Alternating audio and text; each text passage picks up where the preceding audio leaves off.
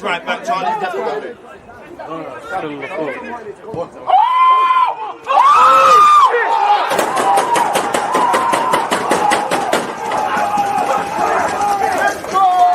People deluded, I'm back again. Come on, Ian, man. Come on. Because you always use that active red light defenders, I think, it's like.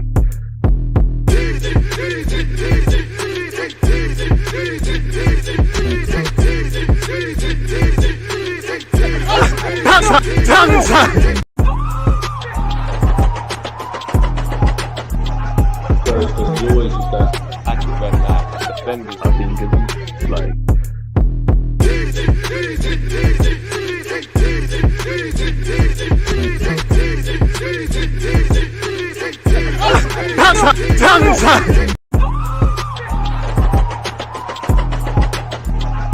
Because you always use that active red light defenders, I think, it's like.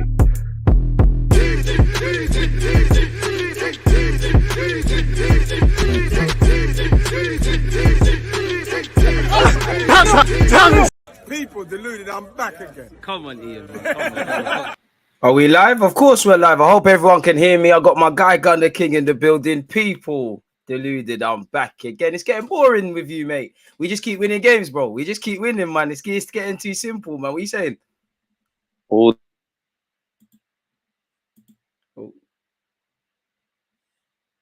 these wins, man, form we're in at the moment, it's just, you know, unreal, you know, to be able to rest Saka as well and keep that going. The atmosphere's buzzing. Like, yeah, I think this form that we're in at the moment has been some of the best form I've ever seen Arsenal in, you know, since probably the Wenger days, if I'm being honest.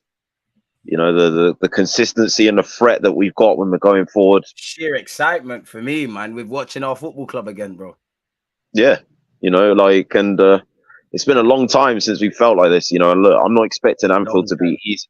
I'm not expecting Anfield to be easy or any game that we've got left to be easy, but we've got the right to have the belief and the confidence that we can save your Liverpool thoughts. You are right though, man. We do have our, you know, every reason to be confident. Before we carry on with Leeds and undoubtedly talk about Liverpool, there's been some talking points I wanted to get your specific thoughts on, man. So if I share my screen, what have you made of this? Like, obviously, you know, you've probably seen it like me, but for anyone who doesn't, and if you haven't either, people, smash the like button and make sure you're following Gunner King on all the socials. Arsenal lonely, Nuno Tavares sent away from Marseille training over lack of effort. Again, if we scroll down, it says, you know, Nuno Tavares was kicked out of training with Marseille by their coach last week, according to report. Apparently, L'Equipe have said that a member of the team, which obviously has come out with being Tavares, was sent back to the dressing room for a lack of effort. The French outlet has since reported that Tavares, who is on loan from Arsenal, was the player turned away from training. He was not the only one singled out, however, as Jonathan Klose was given a hard time for his effort in training. What have you made of that, with him being on loan and obviously him trying to have a future? Looking at that, what do you immediately feel? Yeah, like what's your feelings on that? Yeah, I mean, it's not pleasing, you know, like when you send someone out on loan, they're supposed to be it's supposed to be like a redemption shot, but also a chance to kind of like enrich your experience level. And you want to be doing that by getting positive reports, you know, from the coaches and the establishment of the team that you loan the player to, like when they go out and obviously, you know, that's not good. I do question anyway. I do feel with Tierney and with Zinchenko that we've got two better left back options defensively. Certainly going forward, he's very good and causes problems. But at Marseille, he's been deployed in a 5. And he's been playing as a wing back as well, and I just don't see us using that system. So, you know, look, I think clearly there's a player there. Whether he's right for us, and with this incident, kind of like reflecting on probably why we've loaned him out in the first place. You know, do we look to keep him at the end of the season? I don't know. Whether he can buy his way back into the team, kind of get the confidence back from everyone there. And just get his head down and start playing football again towards the end of the season.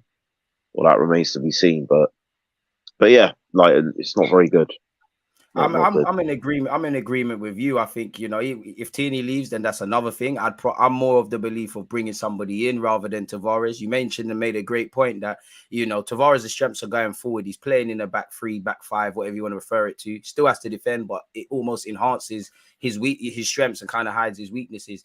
And I get a bit concerned when I see that. I will cut him the luxury in that, you know, everyone can make mistakes. You know, just because you've done one thing, it doesn't mean you're like that. And there's three sides to every story. There's what the gaffer is saying. There's in Tavares' defense. There's what Tavares is thinking. And then there's the clear black and white truth. This is the first time I've ever heard of anything like that. So I'm not going to think he's one of them guys. But it concerns me because kind of what you're alluding to, you know, on ability, probably playing catch up.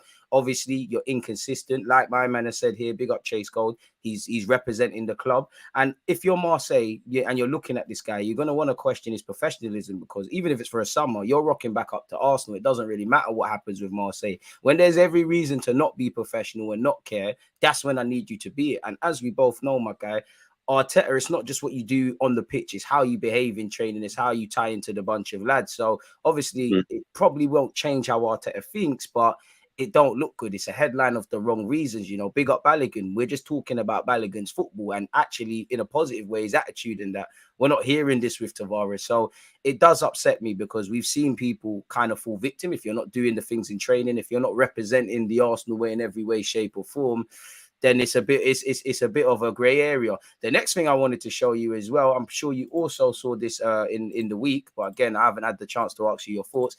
Nicolas Pepe, who ironically is in France, apparently he spoke on his future, people. He has said, I'm very happy at Nice. There are still 2 important months for the club. I want to focus on the last 2 months and the rest, I don't know. There'll be discussions. When he was then asked, he apparently insisted he could have been important during our title chasing campaign. He said, I don't know what Arsenal want to do. I still have a lot of friends there. I could have been important for this club, but it's the manager's choices. What do you make of that?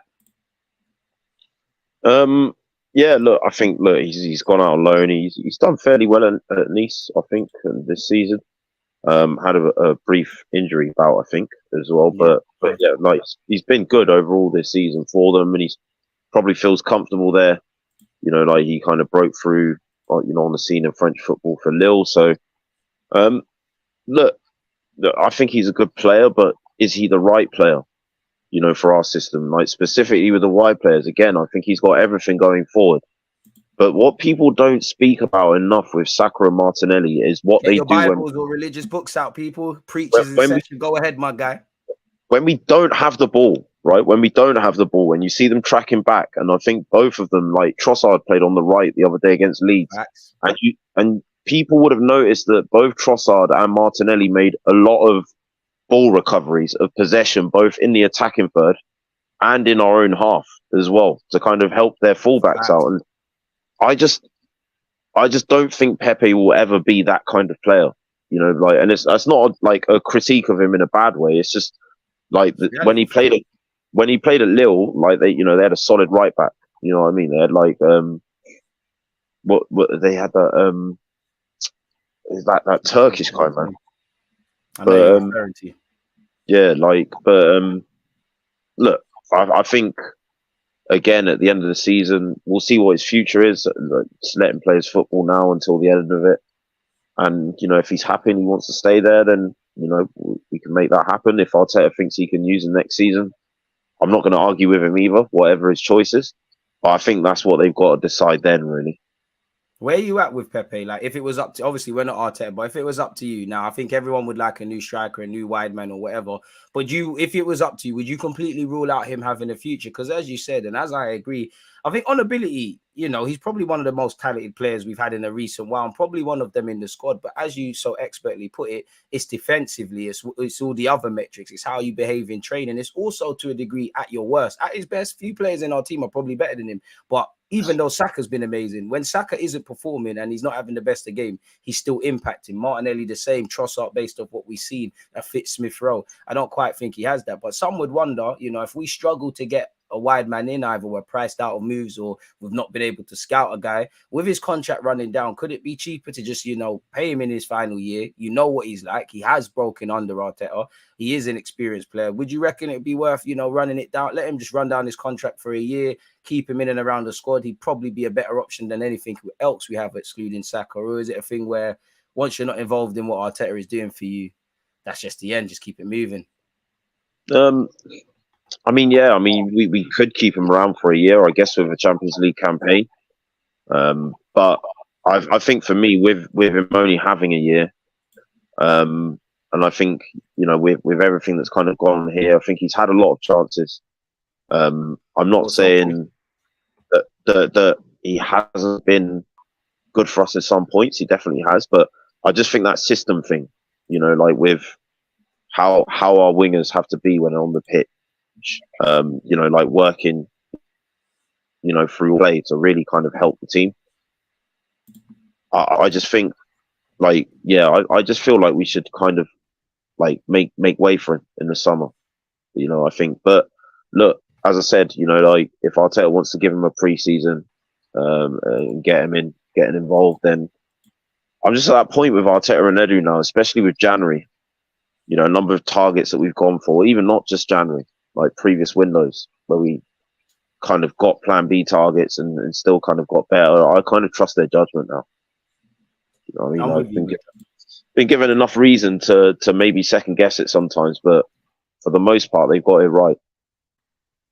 I think, as you said it there, you know, for the most part, they've got it right. We will make bad signings again and again, same way we'll make good signings. That's just how football works. But I'm in agreement with you. If hindsight shows it was a good or bad decision, then potentially something else. I wanted to ask you about Cedric, you know, probably a left field choice. And obviously Benjamin White's doing his thing at right back, but with potentially Saliba not being involved against Liverpool, in hindsight, do you think it was worth keeping Cedric around for at least the end of the season? No, not really. I don't think, you know, because I think Tomiyasu being injured, I don't think the benefit of the hindsight would have been there that we would have expected him to do that. He has had a lot of injury. He has had a lot of injury problems, though, to be honest, as well. So perhaps you could say maybe, you know, we could have kept him around. I don't think there's any way we could have seen or expected that. But yeah, right back is a bit of a problem area in the squad now. And obviously, like, we've got Ben White playing there. I don't know who we would use as an alternative. I know we put Partey there for a bit towards the end of the Palace game. The midfield is like, oof, if that happens. Oh, yeah. I mean, do you really want to take him out of the midfield? That's the issue. So maybe, you know, hindsight is a wonderful thing, and I guess, you know, it'd be good to have him around now. However, yeah, I just think hopefully we can keep Ben White fit. To be honest, that's fingers crossed. Every religion that we all follow, football's universal. Yeah. Pray to your God/gods. Keep every player fit. 9 cup finals left. No more spanners in the works, man. Facts. Please, yeah, that's it, man. I'm with you with that 100%. Again, completely off topic, but you know, as much as it's an Arsenal talk, yeah, we need to address the elephant in the room, Mr. Graham Potter. You know, Brendan Rodgers got sacked as well, but Graham Potter's lost his job. What did you make of it all happening with our rivals, man? What have you made of Potter losing his role?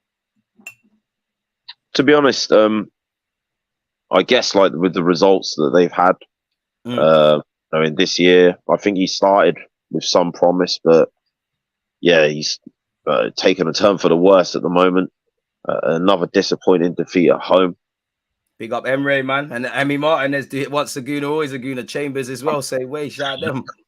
That's it, yeah. So Joe Willock as well against Man United. As well. We'll get on to United, man. Nobody's safe, bro. No one's safe.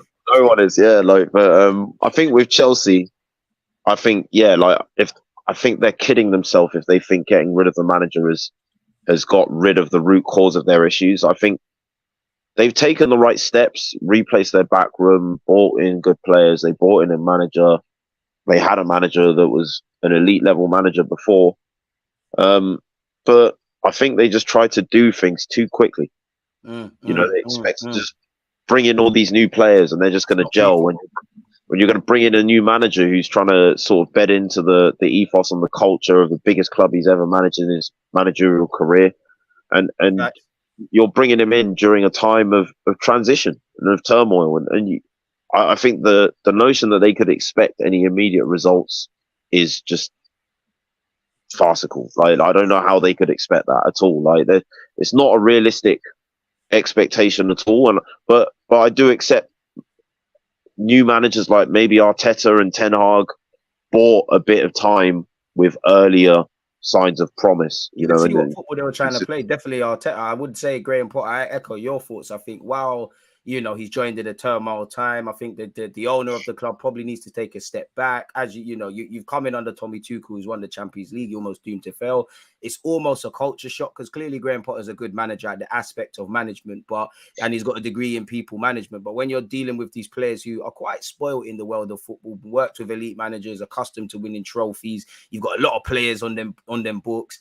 And also, I just feel away from football, like he weren't ready. Like it reminds me of Brendan Rodgers at Liverpool, and I think that kind of helped him at Celtic and whatever he's done beyond that, even down to the way he's answering the press conferences. Like he was asked a question, I can't remember it, but he spoke about John McGinn and he spoke about expected goals from where McGinn shot from. And for what it's worth, I don't think he's wrong, but it's things like that. The timing, the media are going to be like a pack of wolves. Fans don't want to hear that with the form they've been in. So I think it's all been a culture shock. And ultimately, looking back, Chelsea did Graham Potter a favour giving him that job. If it worked, it would have been great. But it's not like, take nothing away from what he's done, but it's not like he was established. He was taking a step up. He was jumping into the deep end, and he probably knew if I lost this job, I'd get linked with Leicester and Brighton look even better, but I'll get linked with them roles again. So I just don't think it was worth it. I do kind of wonder what not just them, but Spurs and Leicester do next, because there's 9 games. There's all something to play for. Well, Chelsea are trying to salvage something in the Champions League and in the league.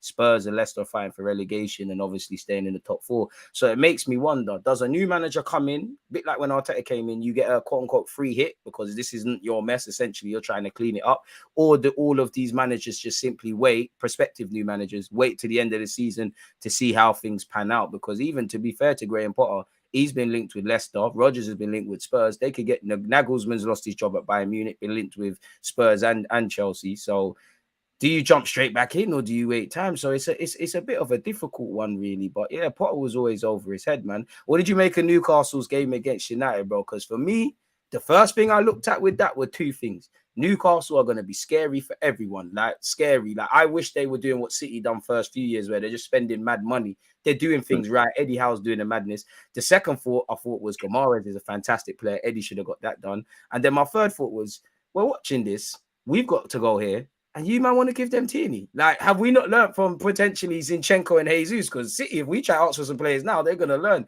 You give them Tierney, wait, they're cooking even more. Newcastle scary, man. Big up Willock as well. Yeah, and I think with Newcastle, I predicted long ago that I think they will get top 4 this season. I do. So. I think like they've conceded the fewest amount of goals, 19 goals. They've kept the most amount.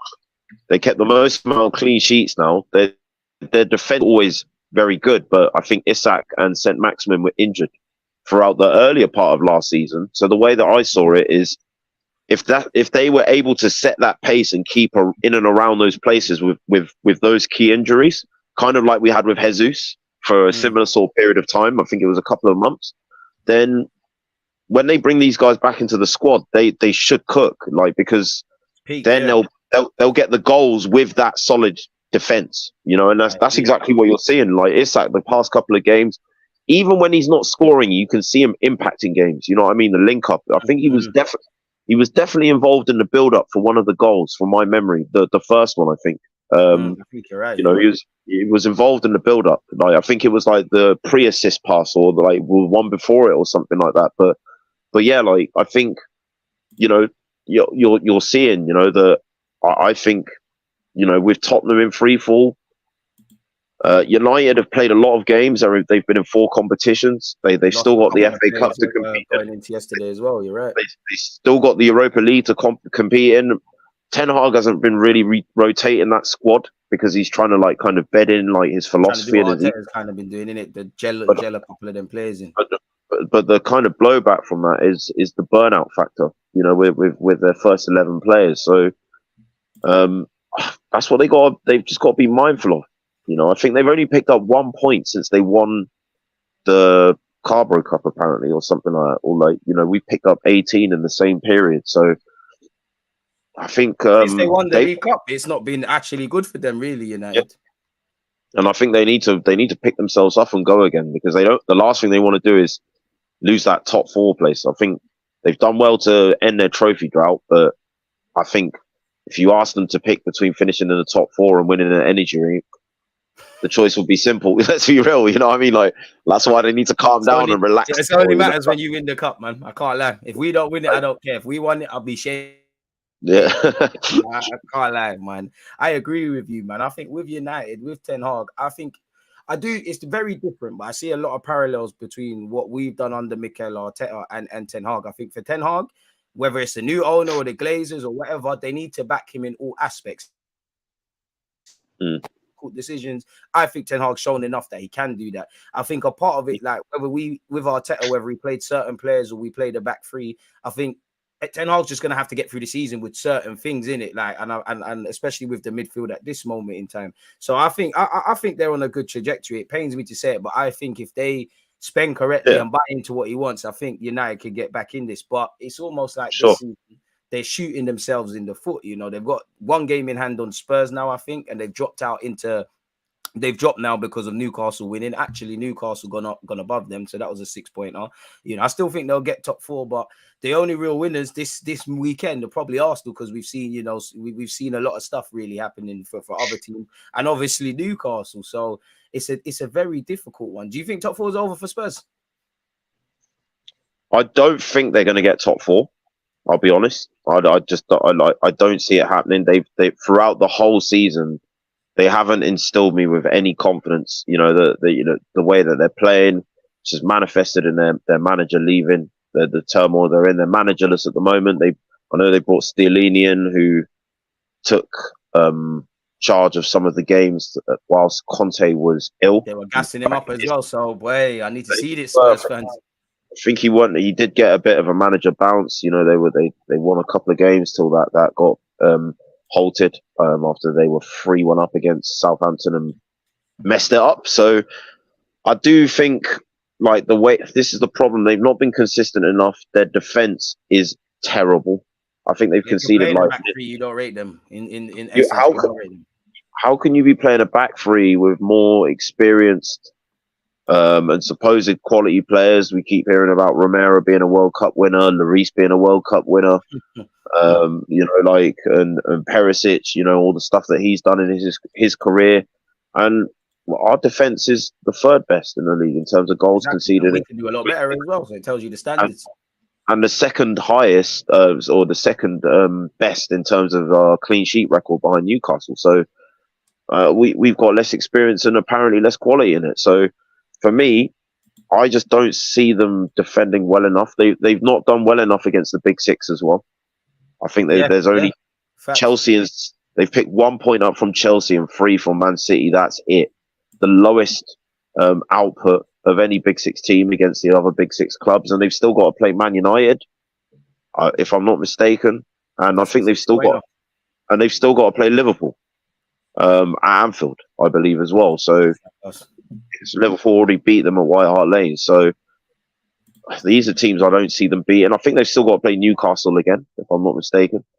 They've got some difficult games if these are games to play. If I'm being honest, I see Newcastle beating them as well, because Newcastle beat them on White Hart Lane as well. So now they got to go to St James's Park and play them as well. And listen, I'm even fearful of our game at St James's Park. I'm sure. I'll keep it 100. That's it. Yeah. So I think that's going to be a mental thing for us as well to kind of have to go through. But certainly Spurs, I mean, if we've got a reason to be a bit mindful of going to St James's Park, then the way Spurs are playing, they definitely should as well. So definitely, look. They lose 2 or 3 of these games. You know, Brighton have got games in hand over them. Liverpool have got games in hand over them. I think even who else is chasing them? Was it Fulham as well? Like, I don't think they're far off. You know, these are guys that are all in and around that area. They've got 2 games in hand. You know, they're on 43 points. Spurs are on 49. So, they could be breathing down them. Brentford on 43. Yeah. Liverpool winning they're not doing anything immediately. But if Liverpool got they got 2 games this week. If they got 6 points this week on 42 points, it starts getting flipped on its head, really and truly.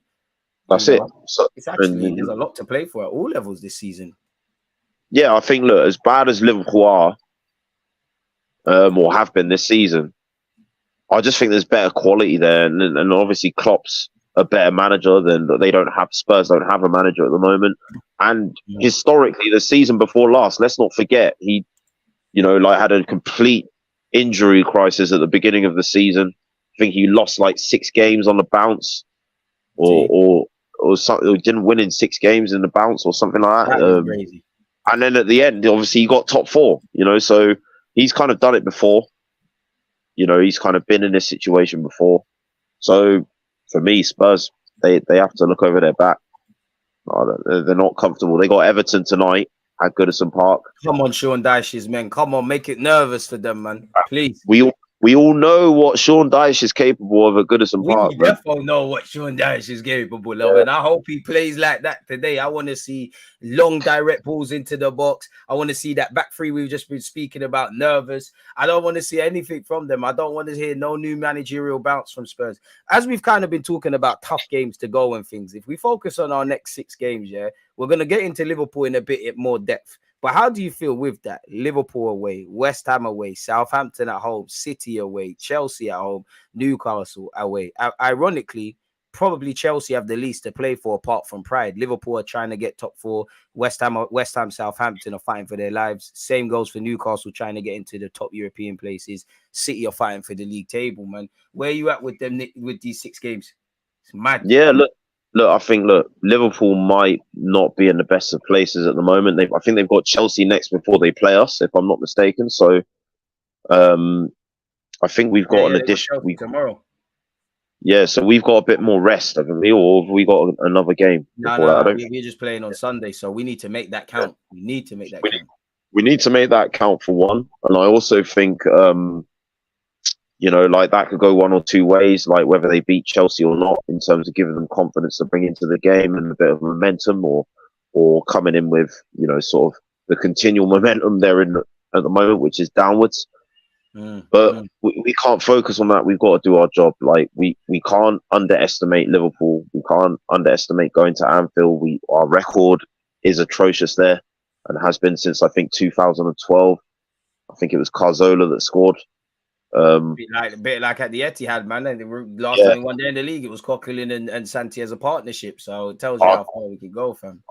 Arteta was still playing, I think, as well. And I think Liverpool is not going to be easy. But if like what I've said to people, like without wanting to sound overconfident or overly confident, is if there's been a time since the Wenger era when I can feel confident in a team going there and being able to do something without saying we will, it would be now. Like this team, you know, like the way we've been playing this season, you know, under this manager, with these players, with the impact that the January signings have had, Jorginho, Trossard especially, and just with like the togetherness that we've got, you know, sort of the fan base and the connection that the fan base has with the club and the players and the manager.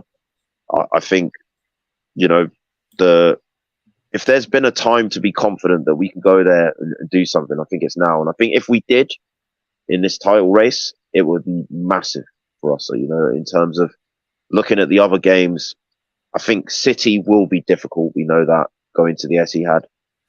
You know, could beating Liverpool give us that cushion that we need going into that game? I think you look at Chelsea as well. They might not be in a good place, but look, they're a London rival. And you know, they're one that have been used to running the roost, you know, for the last sort of, you know, 10 or 20 years. And they're going to be in this position now where, you know, they won't want to see us lift that league title. They could spoil our day or do your part to spoil the day /year. Who knows what sort of motivating factor that can be. They've got rid of Potter now, so they might bring in by the time we play them. Are they going to get a bounce off that guy? Are they going to be more difficult to play?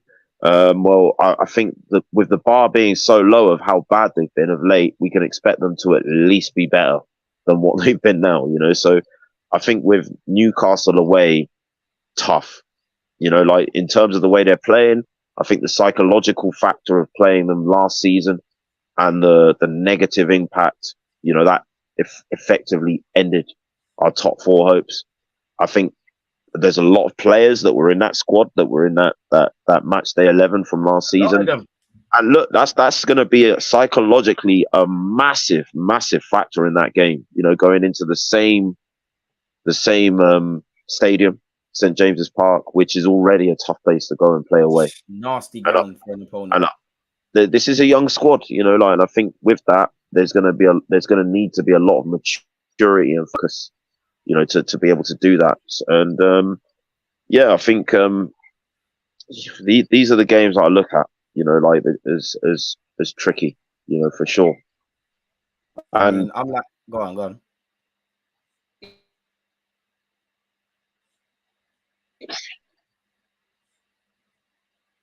you describe. Did I freeze? Can you hear me still? Yeah, you froze, man. I said Oh, it was my a bad. season. I was saying it was a season defining month for us. You know, I think you've probably got to look at it like that. You know, I think we'll know at the end of April what our hopes look like, and it's but hopefully we can get through it. I'm like you, man, like in the sense of there's, you know, speaking about Liverpool first, like again, I think we've got to be confident, but not stupid. Like Liverpool, even when the way they the couple of chances they had, including taking the lead, we play a high line just like City. Getting in a foot race against Liverpool is suicidal. If we do have one weakness, for as much as I praise us and we've improved, I would say on the transitions. Actually, you know, we could do a lot better in big games. I look at Liverpool many a time, but I look at Liverpool at home, I look at Spurs at home, I look at this very last game that's just gone. You know, the goal we conceded against Leeds, we got unnecessarily overran in midfield. Yes, there's a deflection, there's a poor little swipe of a clearance from Xhaka. There's several phases we could have done better, but that's just something that Liverpool are wary of. I share everything you said about confidence. You know, we've got every reason to form goes out the window, all that stuff, but we've got every reason to be confident with Liverpool. Not because Liverpool are doing bad or we think we're better than them. It's just we've been doing all right as a football club. We've been a lot more solid. I do want us to be on the front foot a lot better in the Liverpool game, if I'm completely honest with you. And I want us to try and end that hoodoo, because although this season's been good, and I don't want to say it, but we finally beat Spurs at their place in a while, away from home, the grounds that we don't typically pick up points, we've struggled. Yes, we've won a league title at United before they get Larry, but we struggled at Old Trafford. We struggled at St. Mary's. You know, we've let ourselves down at these sort of places. Goodison Park, probably our worst performance of the season. I hope Anfield is more like the Spurs game than the other. And it's all about defeating ourselves, because there's been a lot of times where we've lost to Liverpool in previous years. For me, it's looked like we've way before we've made mistakes or whatever, the game's been won and lost in the tunnel. I want us to see positives. And as you said, and you kind of alluded to, you made an indirect point about mentality, looking at the Newcastle game. The only, you know, the worst enemy you can have in life or your best friend is yourselves. And I hope that we use the disappointments of last season to drive us. And I think we have been doing that. We've not been getting too carried away. We're chasing the illusion of perfection. We're trying to be the best we can. Everyone individually and collectively is doing what they're doing. Ironically, beyond the obvious, yeah, it's actually the home games that concern me a lot more. It's actually Chelsea and Southampton, purely because we've been great home and away. We've been winning games. You know, we've got over the line when things haven't gone our way. I don't know what it is, but I personally, bro, just think we're a bit more. There's just a bit more percentages levels we got away from home. Whether that's because it's not our backyard, maybe we get complacent with the atmosphere. Shout the Arsenal traveling fans. So it's more the home games, because that's where the dramas have kind of been. The Bournemouths, the West Hams, the Fulhams, and even really and truly Man United and Liverpool at home. Really, it's away from home. I'm relatively confident because of what we've been doing. You know, we should be beating West Ham. City and Liverpool goes either way. It'd be nice to get minimum of 4 points in those games. You know, if worse came to worse, you'd love 6. Chelsea, we don't know the dynamics. Newcastle, we're alluding to it. I do think in theory, you know, if we do what United did and not be in it from start to finish, we will lose. But that last goal, I don't know why he took off his centre-backs, but we need to do better at set pieces, which is a weakness of ours. The first goal as well. I just think Newcastle will have a bit more healthy respect for us, really and truly. You know, so I think we should play better there, but it's concerning. I think with these 6 games, it's one where you could say games you should win, but I don't think you can kind of say that. Hopefully, Declan can do us a favour if he's going to join us when we travel to West Ham. Realistically, we should be beating Southampton just purely based off form. We should be collecting 3 points at Chelsea. I think City, I would love to win, but it's of the mentality. I'm of the mentality for that game. If you can't win, don't lose, innit? As much as I want us to keep winning, I want us to turn this 7 games in a row to 10 in a row and so on and so forth. As we saw with the Invincibles, bro, there was plenty of draws in that. And I don't know why they use it to try and diminish us, but that's where you have to go with it sometimes. You know, I do think we and City are going to drop points. It's focusing on the Liverpool game, yeah? There's a question that I was live earlier and I can't really answer. It's one where I wish we had 12 players, sorry, to start. Do you go Saka, Jesus and Trossard, or do you go Saka, Martinelli, and obviously Jesus? Like, what's your front three? Don't like the idea of taking Trossard out of this team at the moment with the form he's in. And I think, like, how many consecutive league games has it been? I'm not trying to be a stat merchant here, but if he's on a consecutive run of impacting games, Red hot form and that. With the output, with the assists, he's got one goal as well. But also what I like about him is he's been deployed as a false nine on the left, and then against Leeds he started on the right, and he's adapted, facts, and contributed from all those positions. So for me, I think that experience as well that he has, I feel like this team really needs that at the moment. And I think in terms of his big game record, like, even look at it back at Brighton. He scored a hat-trick at Anfield, yeah. He scored against us. He scored against United. He scored against Spurs. He scored against Chelsea. He's dusted everyone, bro. Like, he's a player that rises to big occasions, and again, like, United was his first Big Six game, pre-assist for the Nketiah winner. Like, for me, I feel like, listen, as good, I might question whether ability-wise he's better than Martinelli, or whether Martinelli's at that level yet, or if they're, we can argue that until the cows come home. But I just think it's important to keep Trossard in this team at the moment. Jesus is just coming back from injury. It was good that we took him off against Leeds fairly early, when we had kind of had the game wrapped up. Arteta subbed him in the 58th minute or something like that, if I'm not mistaken. So, yeah, he's obviously going to be fresh as well. I don't know how to answer this question genuinely. Like, Saka was obviously rested. I asked someone else. It's nice for me not to have to answer it and see your thoughts, bro. What I will say though is a lot of people at the beginning of the season were saying, Arsenal would crumble because eventually their lack of depth and quality would come unstuck. And I'm telling you, Trossard as a chess piece, in that attacking third, because of the fact that he's malleable to all three of those positions across the front line. And he's at the other end of his career. Like, you could always improve, but like a lot of what Martinelli and Saka have to go through, he's kind of been there, done it with all the T-shirts sort of thing. Yeah. And like, he's got Premier League experience, so he's Premier League proven. He was doing it at Brighton, and they're attacking. He used to rip us all the time for Brighton last year at the Emirates. That probably convinced Arteta, I need to sign this guy or he's going to be a problem for us.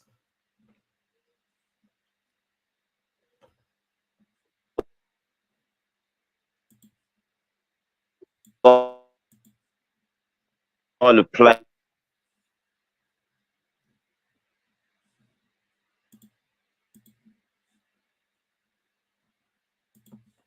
Have I frozen? Internet's trying to ruin us Arsenal fans. Guys, is it me or him? Is it me or Gunner King? But we've definitely got that. I feel confident in whoever we start. Like, a lot of people saw Saka not starting and Trossard being on the right, and I was just like, it's Leeds. Respect to Leeds, but we're at home. We have to the form that the form that Trossard's going to be in, I'm sure will be fine. And he had a good game. I think he started a bit slow, but he hasn't really played on the right for us. And I think he came into his own in the second half, especially like you could see that. So I feel confident. Whoever he starts, these guys are all a problem. So, and the thing for me, bro, is it's one where I don't think you can definitely answer. I think you indirectly touched on it. There is a case. I'm not really for it, but there is a case to just have Jesus on the bench and go with Martinelli. For me, I think we need to play Jesus, kind of what you're saying with Trossard, purely because this is why we signed you. I know Jesus has had the injury. He's rehabilitating. Since in that time, Zinchenko's come to the fore, Trossard's come to the fore. But there was a point where we were screaming Jesus has lifted this squad, potential signing of the season. I still believe a lot of that, but he was bought for these moments. He has a decent record against Liverpool. I think in comparison to Martinelli and Trossard, who their link-up's done well, Martinelli and him also have that. Jesus is anything close to a traditional striker with the exception of Jesus with the exception of Eddie. So I think we need someone who can do that. So there is a case to drop him, but I think Saka and Jesus definitely in for me. Where it's Martinelli and Trossard now, it's a bit difficult because, like you said, Trossard's in a red hot form. If it ain't broke, don't fix it. Obviously, he's a big game player. You know, he's done it at Liverpool. I'm sure he's itching to play in that. The only thing I'll go with him is that, you know, Trent, as poor as he's in form, if you give this man a second to get his head up, there's an issue. And in comparison to Martinelli, I think Martinelli's more likely to hold the width than Trossard. Trossard wants to go inside, and that might let Trent be a bit adventurous. So I just think maybe Martinelli's youthful exuberance and tenacity can give Trent an issue like he's always done. But then I look at it, obviously Trossard has shown he can impact the game off the bench. But I'd rather start Trossard, let him do the Trossard stuff. And then you've got Martinelli, part like the hour mark, second half, you know, burners for days. You don't want to play like that. Anyone who's played Sunday League, if you're in the trenches with one man, he gets subbed and you're tired, lactic acid building and that, and you see someone like Martinelli who is positive, he always wants to take you on, he wants to do things 100 miles per hour. You know, Klopp's always waxing lyrical about him. That's where the issue is. Exactly. Yeah. So I don't really know, bro. I think it's a difficult one. I think the hardest decision is probably that. You touched on something there as well. Martinelli's like record, even though like the last game is like the only in like the last 6 or 7 that we've beaten them. Like if you look at Martinelli's performances in the last like sort of 3-4 games, you know, when he's played against Liverpool, he's always had Trent, you know, on skates. On skates, bro. So everything. Backpedaling all the time, finding that space behind him. You know, like, and obviously like 2 of the goals came from Martinelli's movement from the left, cutting inside. The second goal, finding Saka. Lovely assist for White as well. Yeah, like, so, an assist for White the other day. Yeah, like, I think that's the thing, you know, it's a good problem to have. I don't envy Arteta's decision having to like decide between these two. I'm not in, bro. He's probably up right now thinking about it. Where are you at with Tierney versus Zinchenko? Because for me, ironically, I know Salah's a problem, and we saw what Tomiyasu did, and obviously Zinchenko is a bit of a worry because he doesn't think like a defender. Like, if I'm harsh, even down to, and he's not just the only guy to blame, but I think for the goal that Leeds scored, he just needs to take the shot in the chest like a man. He's kind of half turned, it's deflected and went in. But I think Zinchenko should start at Anfield. I am naturally inclined to say if we have to worry about worry about Salah, then Tierney should be in. But I personally think Zinchenko should play because as great as Salah is, he's a player that if you switch off, and obviously we've got a high line, he can exploit it like that. But if we dominate that midfield to the way we have been, like with Zinchenko going inside, with what Xhaka's doing, with what Martinelli says, Trossard, with Benjamin and Saka, with our high line, then it's kind of redundant. And obviously that feeds into Zinchenko because especially Liverpool's midfield, they seem battered and bruised and disorientated. You can't pick up someone that, it's not erratic, but it's a bit of erraticness and second nature by Zinchenko. He's promoted to buzz all around. So in many ways, I'm kind of the thinking attack is the best form of defense, to which I lean towards him. But like, are you going and kind of what you were saying with Trossard, sorry, in that, you know, if they're in good form, if it ain't, bro, there's this ain't really the time in the season to be breaking things. So I'm not sure, man. Where are you at with Zinchenko and Tierney? Yeah, I'm kind of leaning towards what you're saying. I agree with you. And I know that against Liverpool earlier on in the season, we used Tomiyasu as an inverted left back to kind of help us, you know, like defensively with Salah on that side. And it worked pretty well. I think Salah was kept fairly quiet in that game for the most part. And obviously we don't have that option with Tomiyasu now. And yeah, like there is an argument that starting Tierney, maybe he is better defensively of the 2 left backs. And Tierney's going to evidently be a bit rusty as well. Yeah, Tierney's good going forward. He's obviously been playing for Scotland recently, you know, sort of doing fairly well with them. I think he did well against Spain. But, you know, it's not quite the same as playing these competitive games in the league, which Zinchenko's been doing more recently. So I feel like he'll be a bit more match sharp.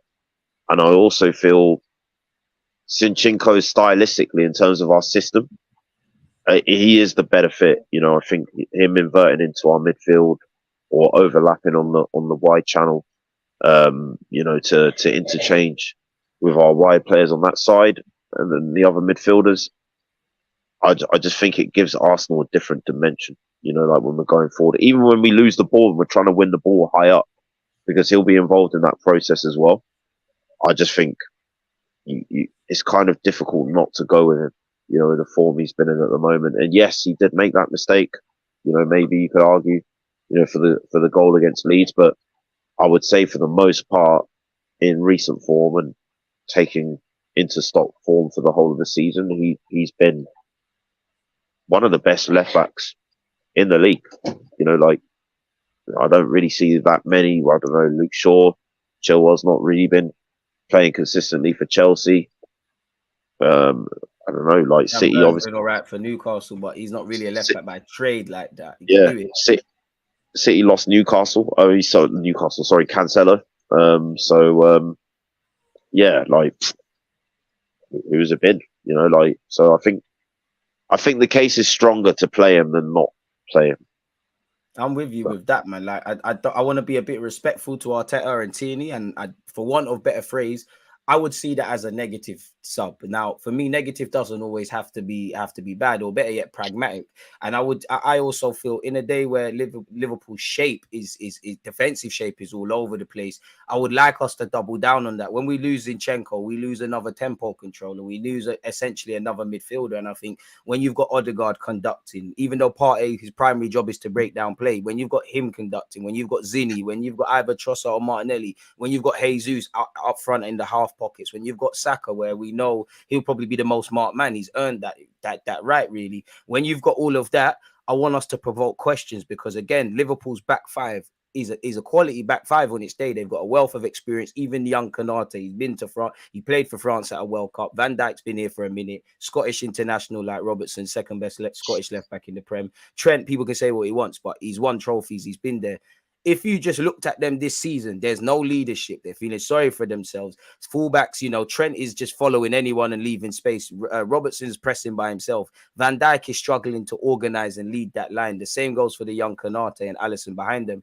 I think we need to put our best foot forward and actually go attacking. We can always change it. If we need to be a bit more pragmatic, Tierney can always come in. Obviously, we've lost that luxury of Tomiyasu. I don't know what the impact of Saliba, if Saliba's not going to be there. I'm not going to lie. I could understand if Tierney came in, because, you know, Rob Holding's probably going to have to be pulled out wide at times, and maybe Tierney's just a bit more defensively switched on. But I think you kind of more or less, and with the exception of Saka obviously starting, he didn't start on against Leeds. I think he's got to start. I think you got to go with the same team, man. I think you made a great point. Like, the majority of this team has been going to these tough games home and away and been playing. Yeah, there's been times people have sat in and stuff like that. But yeah, I just think we should go with our strongest team, really and truly. Big up Igal if that's actually him. He said, Deluded and Gunner King, when do we say the league is wrapped up? For me, it's wrapped up when mathematically, if we are in a title challenge, you know, it's wrapped up when we can't drop lower than first. If we beat Liverpool, great. But I wouldn't get too excited, me personally, because there's tough games, man. And Liverpool City are due to go on a run, even though I hope to be wrong. But we're now the hunted. We're not the hunters no more. So, yeah, man, I'm a bit reluctant to say. I think we just got to wait till May if that is the case. But where are you at with that? If we do beat Liverpool, would you say it's over? I think for me, like, you know, look, again, like similar to Liverpool chasing and hunting down top four in previous seasons under Klopp, Pep's chased down Liverpool, you know, like repeatedly last 4 or 5 years. You know, there's been situations where he's chased them down. Liverpool got 92 points, only lost twice last season, still lost the league. He lost more. See the fine margins, madness. That's what I'm saying. Yeah, these are the margins that we're working with. And looking at City now, they're starting to get into their stride. I think looking at their fixtures, we were probably looking to them favourable decisions as well. Rodri's not being given a second yellow, which could have impacted them further going forward. We also need our 2 points back versus Brentford, if I'm honest. Yeah, and I think like looking at that Liverpool game, that was probably the game that we were looking at and maybe expecting that there could be the chance of a favour. You know, like just even though Liverpool are not in their best moment, you know, they've beaten City. You know, they've got teams that are capable of beating them or at least drawing with them. They beat them earlier on in the season. I think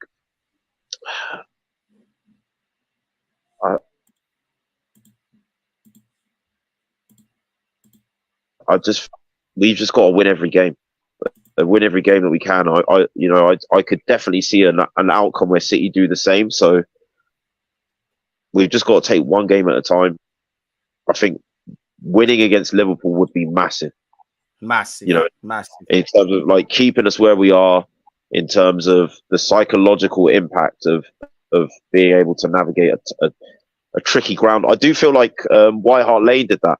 Do you know what I mean? A game that traditionally in Arsenal's calendar we lose, which we had done since I think 2012. I think we suffer with what you're saying. I think that obviously you can say that to Anfield, but keeping up the field with City, I think it's a mental block more than anything. I wouldn't say we're defeative, but I just think we're a bit defeative. I don't want to praise Spurs, but even though they've had some dodgy wins, they seem to have a lot more belief specifically against City. It appears that we have an inferiority complex. I would say the Emirates game was probably, for me, the best performance we've had in a hot minute. I know the FA Cup, we rotated, Ake scored, it weren't the best. In fact, I'm lying because I feel the Emirates last year showed naiveties, but we was also good in that game at the Emirates, so fair enough.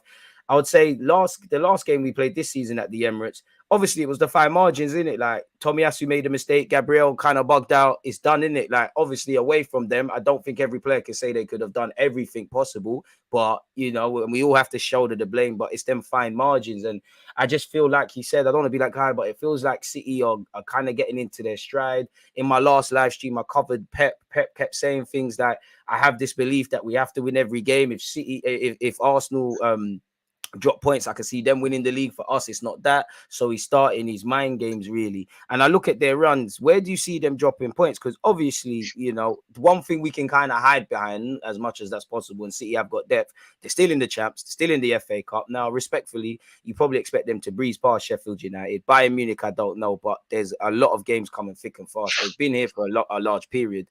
But when I look at the Premier League, obviously, big up Brighton. Hopefully, them or Fulham could do something for us. But their fixture list looks slight. Now that I'm saying this, I don't really believe it, but their fixture list somewhat looks. I'd trade places with them. I would trade places with them. But saying that, do I believe that? Because Brentford away is not easy. You got a welcome West Ham, probably wipe them to the floor. Fulham and Everton fighting for their lives. Fulham doing well. Depends what Fulham turn up, really. Leeds like drama, so I'm betting on them. Hopefully, we can keep matters into our own hands, bro, and just win the game on the 26th of April.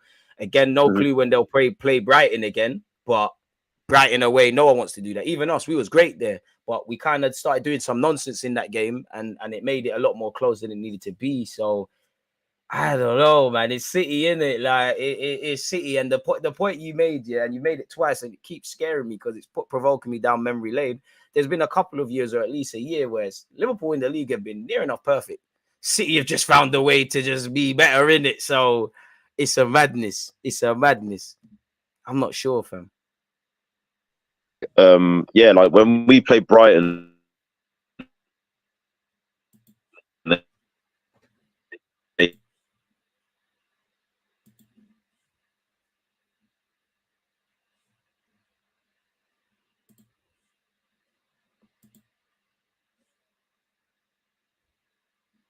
think you're frozen, bro.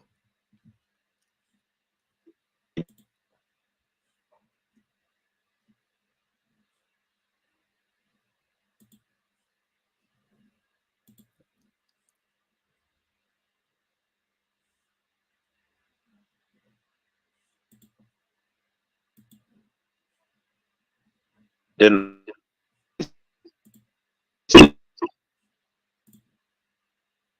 We only need them to drop points once. That's it. That's naive as hell, man. Both teams could drop points still.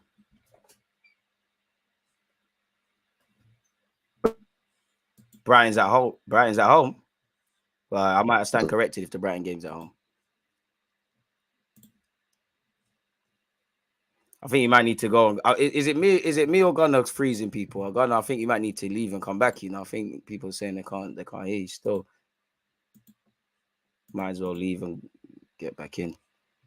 Man said I have more faith in Brentford, Brighton, and Fulham taking points off City than Liverpool at the Etihad. I hear that.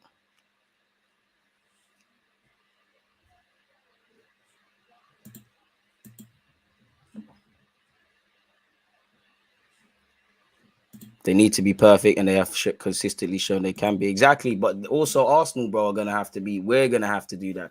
You know, I would say, and Arteta is probably saying the same thing to the players, like, just obviously you can't help but look forward, innit? There's 9 games left. You can't help but think what could happen, what should happen, what will happen, all these things. But Liverpool is the first threat in it. Liverpool is a big game. Liverpool in the day and age now where they might have nothing to play for. They just want to spoil things for us. They've got 2 games this week. Let's use that to our advantage, really. I'd rather hope, I hope City could lose 2 games in a row. I just don't think they will really and truly. So we'll have to see. Rochelle, whatever you saying, that's an interesting point. Never know when they may drop points somewhere unexpected, like St. Mary's Media ignoring the possibility of another. Back in the building, man.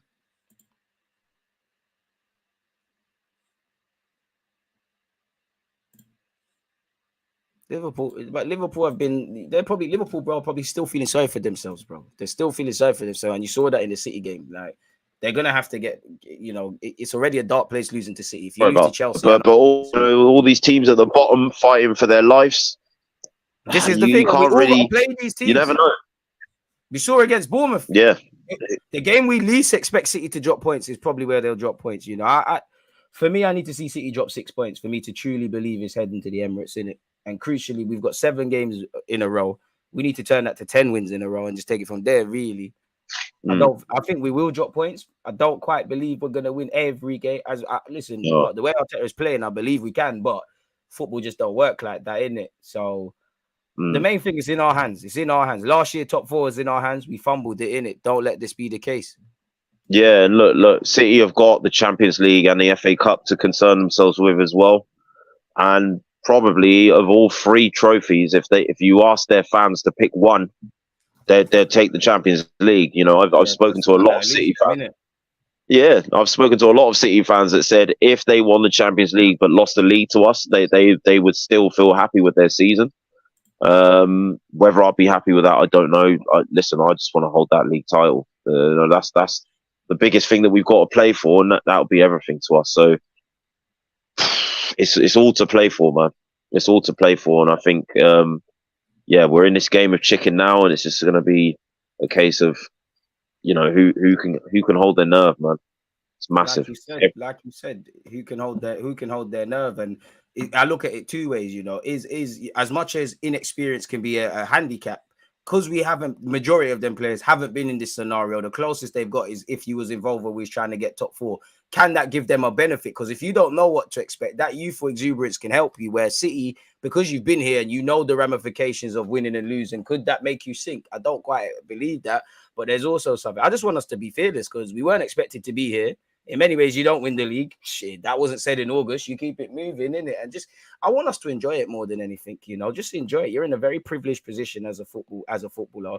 As much as it is more important than life or death. Enjoy it, man. Just enjoy it. These things don't happen enough. And just use that. Just keep doing what you're doing. If we make a mistake, let's get on with it. So I think both teams will drop points, but it's probably the games we don't expect. In relation to your question, Fuad, Van Dijk's decline has just probably coincided with Liverpool's. Really, you can be the best defense you've ever had, but if you go and flip that and everyone starts playing poorly, the centre back can't do everything, innit?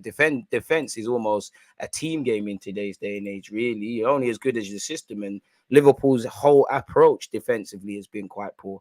I want to ask you a couple of final questions as well, my guy. What do you make of the Dominic Calvert-Lewin links?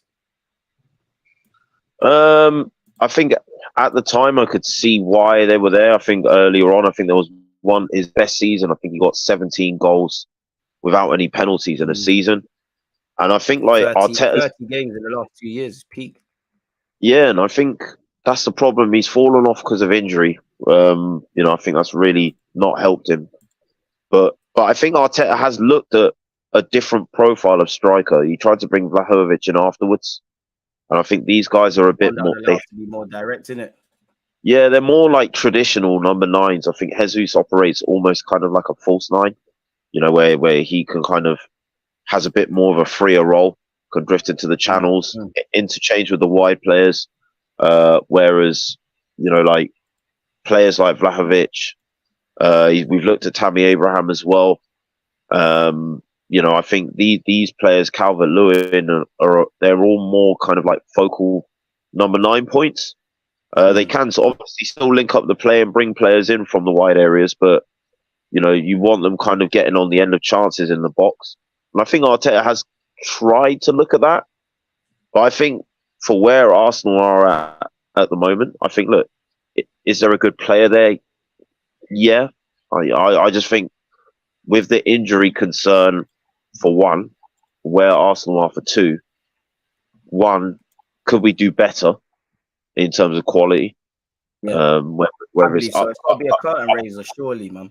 Unless you're gonna yeah, find that when we bought Adebayor, where Monaco relatively unknown, he can grow and things. I like Dominic Calvert-Lewin as a footballer. I just think the wages, his age at 26, you don't. I don't want to really hear baggage in it. You're gonna want decent wages. I think you would have enough reason to be motivated. You'd stay in the league, assuming Everton went down. You got a Euros next season, where next summer, sorry, where you're not guaranteed to go. If we was going right now, Ivan Toney, Wilson probably, and Harry Kane, if anything, are the ones going. So there'd be that motivation. You'd obviously cook. You'd give us a new dimension. I just feel he's not of the caliber. If Arteta wants him, cool. But I just think he's not of the caliber to necessarily warrant blocking Eddie Nketiah or Balogun or indirectly another attacker. I kind of want a curtain raiser. I like the skill set. If you could find someone who does what he does and it's a cheap signing, well in. What do you make of this? Apparently, I think this is in relation to Yuri Telemans, but I've just seen this online. Arsenal have held discussions with the camp of a highly rated Leicester City star, though he is putting a transfer in danger due to his wage demands, Team Talk has been told. It doesn't actually say, but Telemans is 25, drawing interest from Arsenal, Liverpool, United, Newcastle United, running down this deal. Manager's gone. Can't imagine he wants to stay, and relegation a possibility. What would you make of bringing Telemans in? Are you still with that? Yeah, look, I think Tielemans could be good in our system. I think I look at that position that Xhaka plays, the more advanced of the 2-8s, sort of a bit closer to the box in the final third, linking up play with the striker, and the wide players, Martinelli, Zinchenko when he overlaps or underlaps on that side as well. I look at that area.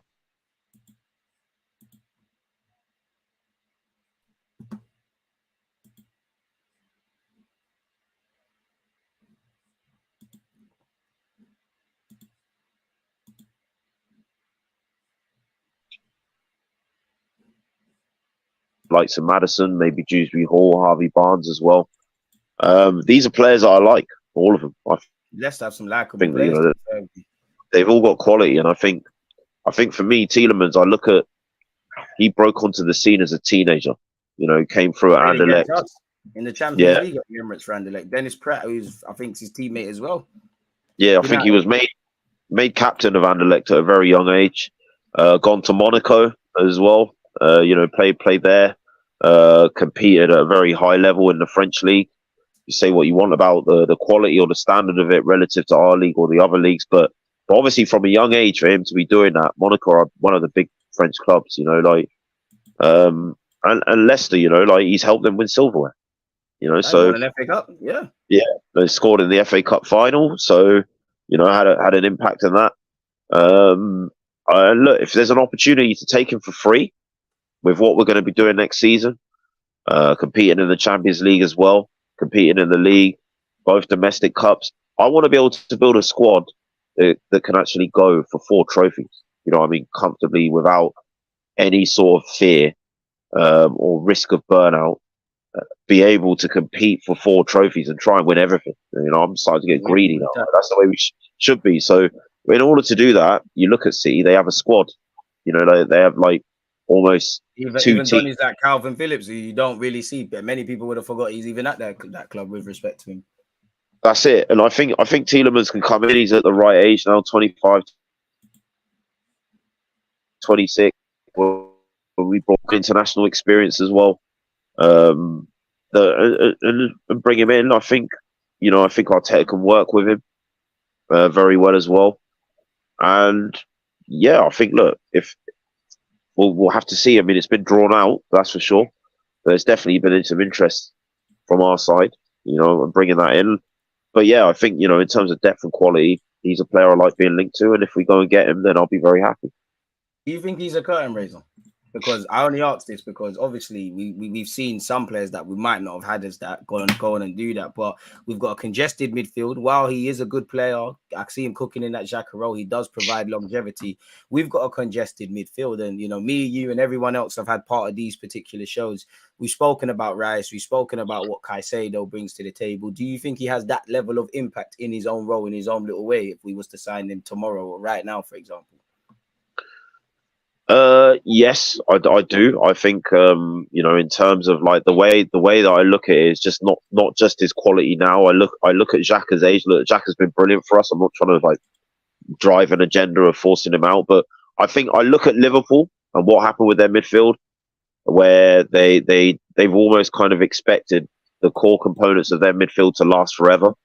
They've not been proactive in Now there's an replacing. imbalance. Facts. Yeah, Liverpool have not been proactive in replacing these diminishing parts, and now you look at them and they're paying for it.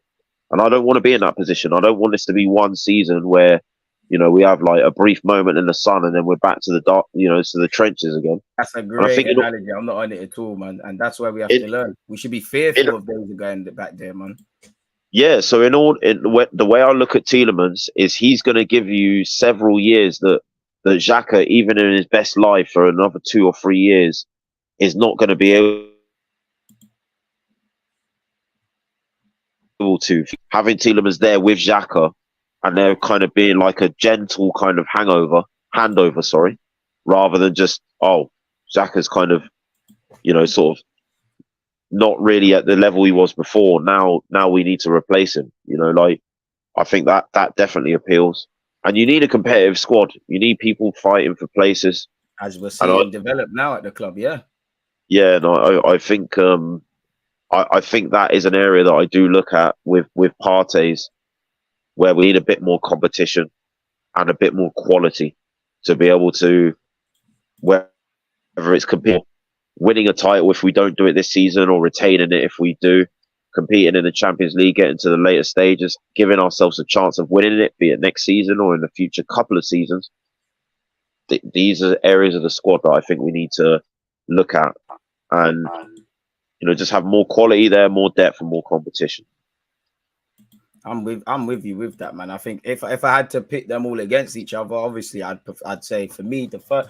Actually, I more want Declan Rice because of what it just seems like Arteta's on him, but I would prefer Caicedo purely of a sense of I like what Declan Rice is. I think he's quite slept on technically. I'm more enticed of what Arteta could make him because, as we've spoken many a time, I think you could fight Partey immediately for that 6. I think you've got scope to grow and maybe not like for like play that midfield role like Xhaka, but add your own ingredients. With Caicedo, I know what I'm getting. You're already made for the 6 role. I know you might be able to develop in that, but you're that right now. With Tielemans, I think it would take him a while to maybe potentially learn that Xhaka role. I do think he's got qualities. Out of the 3, I'd prefer, Caicedo and Rice and then Tielemans. I think there's probably a future where you might get Declan Rice or Caicedo and Tielemans with either or. I can't see really where we get all 3, but it would be lovely. And as you said, man, Xhaka, Partey, El Nene, Jorginho, we're not saying to get rid of them or anything, but their days are kind of numbered to a slight degree, and we need that longevity at this moment. Without talking about Smith Rowe, Fabio Vieira, Zinchenko, Odegaard, all potentially playing as 8s. Look, Lokonga's the only one. Lokonga as well. Yeah. And he's the only one with a bit of age, but his one is you've got the age, but is it 100% certain you're going to make it at this club? I hope you do, but we're going one way. We ain't really got. Not everyone here can be a project sort of player, really and truly. I think Arteta wanted Paqueta for that Xhaka spot, probably, but that's why I don't buy the Paqueta links because it looks like we've got away with that. I would bin off El Nene, Lokonga, and bring in Tielemans. Absolutely, I'm not against El Nene staying for another year purely because what you see is what you get. He doesn't misbehave and whatnot. He is experienced and he is a 6 and. At least with El Nene, we don't know what Tielemans would be on. But if he was to give El Nene and Lokonga 10 games, I prefer Lokonga to get the 10 games. But I know there's going to be a baseline of performance in El Nene. Lokonga might be amazing on the Tuesday, shaky on the Friday or Saturday. And it's harsh, but we need 3 points, isn't it? If I'm completely honest. So I'm not really sure. Yeah. El Nene in the dressing room's a factor. Like, I don't mind keeping him around. But yeah, like it is pretty clear that between him, Partey, and Xhaka, they are on the other side of 30, and we do. I think if we are looking at longevity of like maintaining this sort of level and this standard and staying in it for the longer term, we want to do those things right now. Like if you look back at Chelsea in the last 2 decades, if you look back at City the last 2 decades, like their success, they're not waiting for players to start diminishing from their prime. They were actively replacing them, like bringing players into the squad.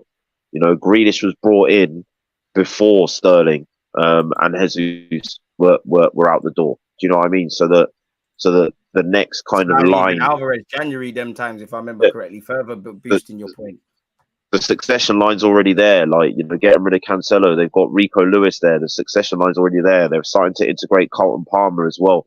The succession routes are already there. So I think looking at Partey and Xhaka and El Neni in terms of like not always necessarily with their quality, I'm not bringing that into question. We just have to be honest, you know, like that this is where they are in their career, and I think we need to bring in more youth, more quality, and more depth in those areas. And I think if we do that now, you know, and they're young and they join this young squad and they all kind of grow together and mature together, then we got a chance of being, you know, in this position in the years to come. And I think that's what we've got to look at doing. I agree, man, and I think that's where you've got to do, and that's where I think I've got confidence in Mikel Arteta in that, because as much as he's thinking about the next 4 weeks, I assume in your here, you're thinking about how we tie into the next 4 years, or you wouldn't be giving big deals to people like Bukayo Saka and things. So we're gonna have to see. In relation to Milinkovic-Savic, captain, I'm not doubting it, because allegedly Arsenal bidded for him in January. It's just with his contract, with the fact he's always linked with us in Premier League clubs, I don't really buy it. Really, it seems like there's some tangible proof to see Arsenal's admiration for Telemans. We obviously went after Caicedo in January, and with Declan Rice, it does seem like the same trail of thought. So we'll never know. I think as January saw, if you went off January, João Felix was heading to Arsenal United. Where did he go? Mudryk was a shoe fit for Arsenal. Where did he go? Cody Gakpo was going United. Where did he go? So what the papers and the journalists and all these guys are saying and what actually happens, we're going to have to really sit there and see, man. But with that, Gunner King, it's been fantastic you being here, man. Let people know where they can find you, man. Yes, people. Yeah, it's been great to be on once again. Thanks for having me on. Man, welcome anytime. You can find me on Twitter, the part of the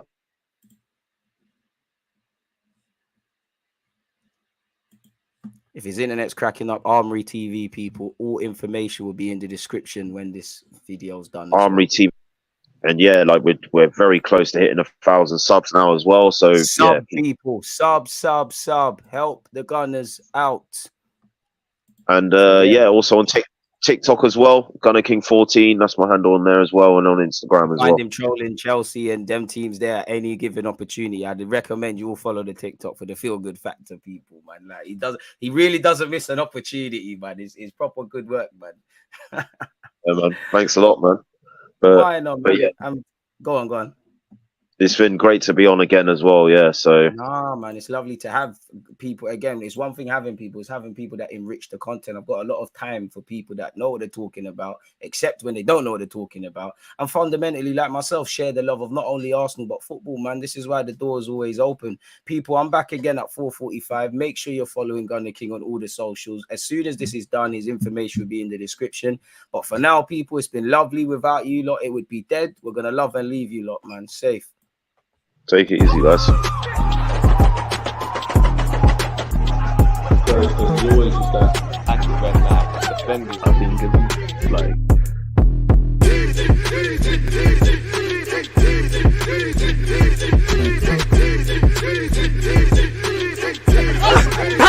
Tongue, tongue, tongue.